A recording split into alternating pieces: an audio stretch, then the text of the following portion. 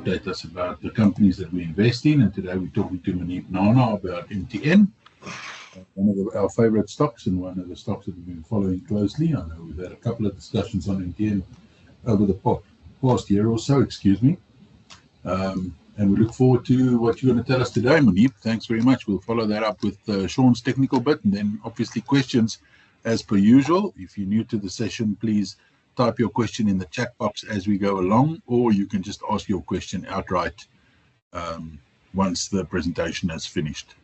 Thanks very much for joining us, and I'll hand over to you, Munib. Thank you.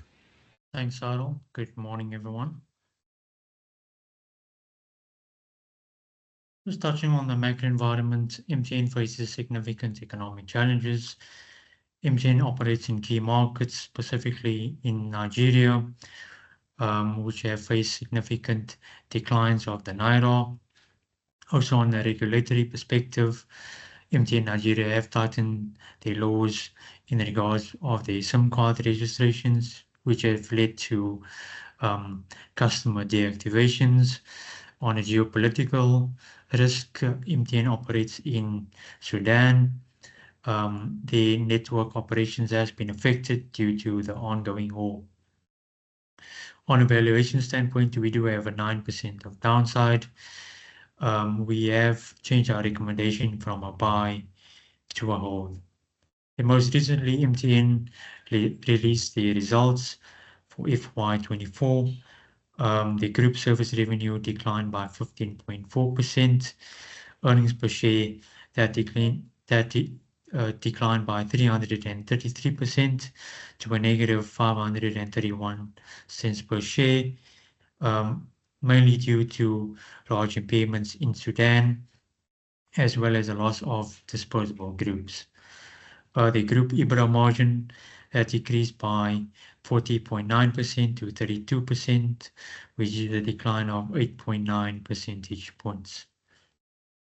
And just on a further breakdown of the group service revenue, as mentioned before, declined by 15.4% from 210 billion to 177 billion, which largely impacted by local currency against the rand. In South Africa, we have seen strong growth in the service revenue, increased by 3.1%, driven by data as well as fintech.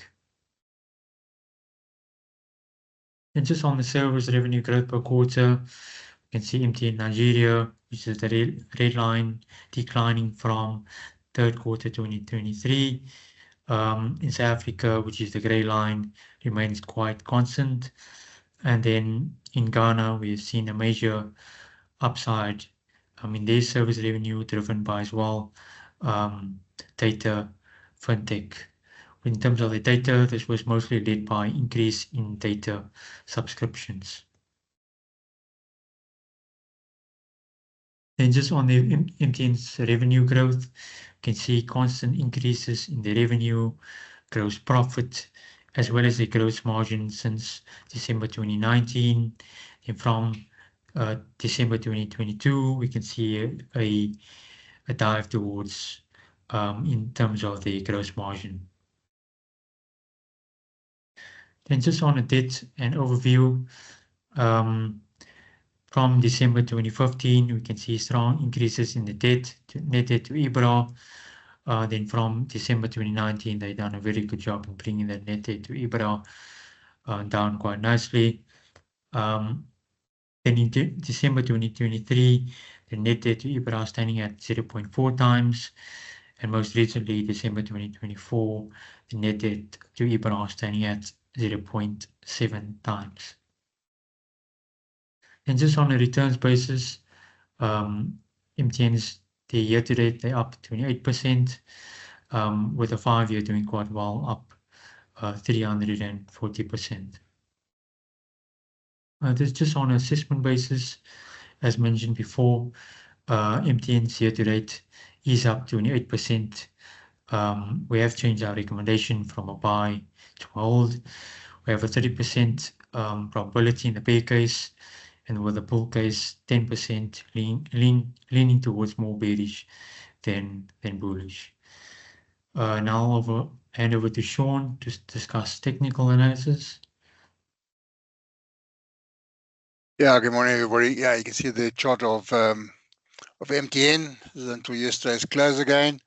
You can see that the share price is trading far above its 50-day and 200-day moving averages. So both the medium and long-term trends are bullish. In the short term, the share price has recently broken out of that consolidation area. It moved sideways for about 3 months. Moved above that resistance around about the 119, 120 Rand level. As I said, has broken out of that sideways market.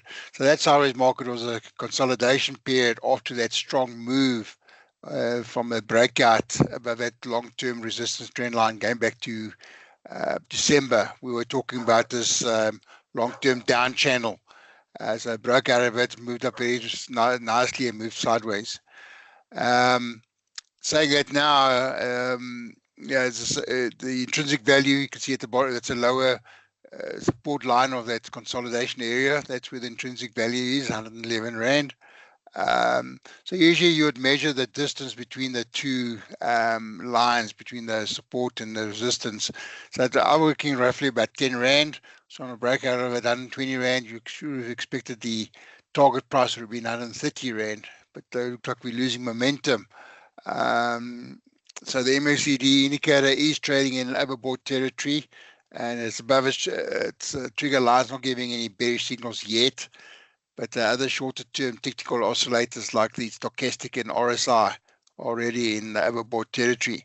So as I say, I don't see we're reaching that target of 130, so we might have a bit of a pullback soon.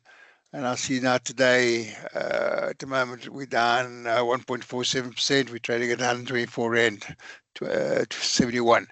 So yeah, at these current levels, as I say, we might expect a pullback, but it's still good to go and stretch and reach that price target of 130. And the next resistance level above that would be 146, but I think that'll be a strong or very big ask. That's how I see it. Thank you. Thank you, Sean. Thank you, Manib. I want to talk about something quickly. On this chart here, you can see that volume spike when it broke out of that channel. That's normally a very positive sign. Also, Sean mentioned the MACD, that's in overbought territory, but it's not strongly overbought. It was far more overbought earlier in the year, around end of Jan, beginning of Feb. But I wanted to touch base quickly on something that I thought about when I listened to the presentation. And I wanted to just highlight quickly that sentiment is a funny thing, and your view is a funny thing, because I realize that as bullish as I am on the stock and how much I like the stock, Munib is quite negative on it. So I really liked Ati's take on it better, Munib. He was on my side, but you're obviously seeing something that concerns you. And on the technicals, we don't see that yet. So from a technical perspective, the sentiment on this thing is bullish and full stop. I mean, I heard Sean say, yeah, it can pull back, and it has pulled back today to 124. But the worst thing that can happen to this on a technical basis, barring some very negative news for the company, is go back into the channel. You know, maybe pull back to 110 Rand, but not go back to the 70 buck levels where it was. That's from a technical point of view. But if you go to Manib's slide on the earnings growth, right? If you jump back there, no, yeah, this one. No, which one was it? No, one more up. That one there, where you said you could see that this was their debt service ratio. No, it was the other one. They were actually doing very good on their debt. There's the revenue growth. So where Manib pointed out the revenue growth was very good going into December 20 up until December 22, and then slowly declining from there. I know he said collapsing from there. I would rather call it a decline. But Manib, you're obviously seeing these things in the numbers, and we're seeing the troubles that they're experiencing with subscribers wanting to opt for cheaper subscription packages and that. Do you think the reason for that is maybe not the price of the instrument that's priced into those contracts, and not really the money that MTN make out of the actual delivery of the service?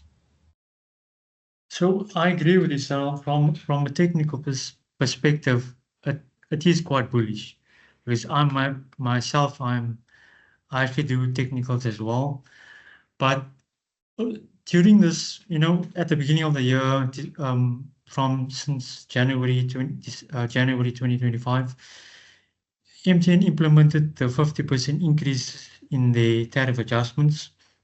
I've seen some data plans exceeding that 50% adjustment, but the issue comes in the long term. Short term, it may protect the margins, but long term, customer retention as well as data consumption of affordability might become an issue. So this is where I think the problem might come in. Yeah, you're right. You can't keep hiking prices just to make yourself profitable. Yeah. It's not sustainable. Okay, I get that. Otherwise, they're doing a great job with their debt. I mean, if they could manage to get the crocodile jaws to open a little bit again and maybe get some more revenue going, then I suppose we could see the stock still at 200 Rand in our lifetimes, where I believe it should be. But for the moment, definitely suffering a little bit, getting a bit subdued. And yeah, like I said, from a technical perspective, still looking good, hanging in there. Let's see what the chat says, if there are any questions there. Is there anybody that... Oh, what is the dividend yield of MTN? Thank you, Richard. The current dividend yield of MTN is 2.9%.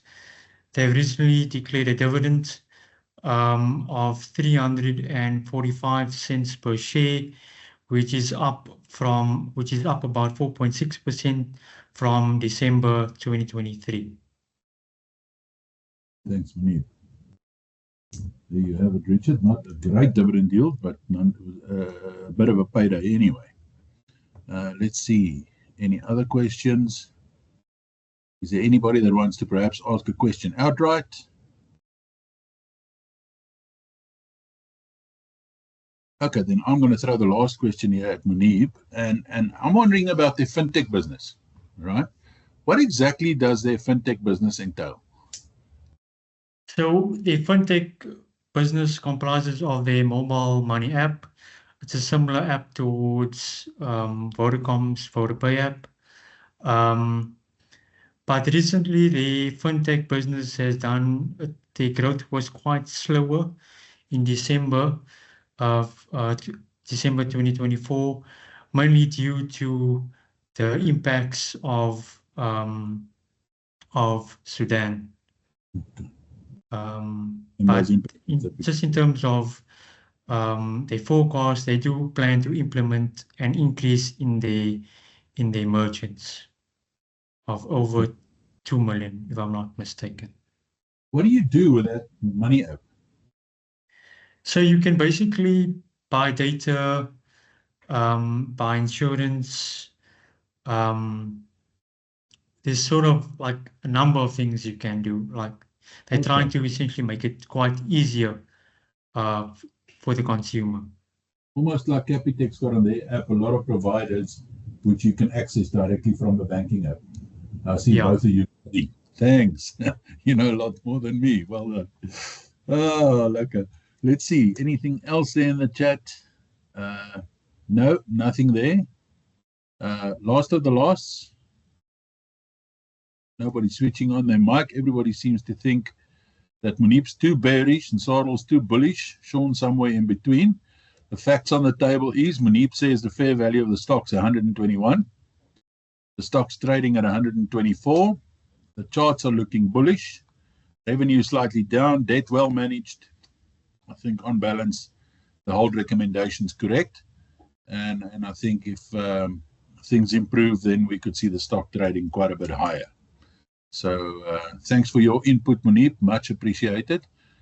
Chris says, yes, Chris. Chris says, does other telecoms have the same challenges with their profits? So Vodacom, the same challenges. I would say Vodacom operates in more conservative markets, whereas MTN operates in more volatile markets. So that's essentially the key difference between the two. Sudan, Nigeria should explain it.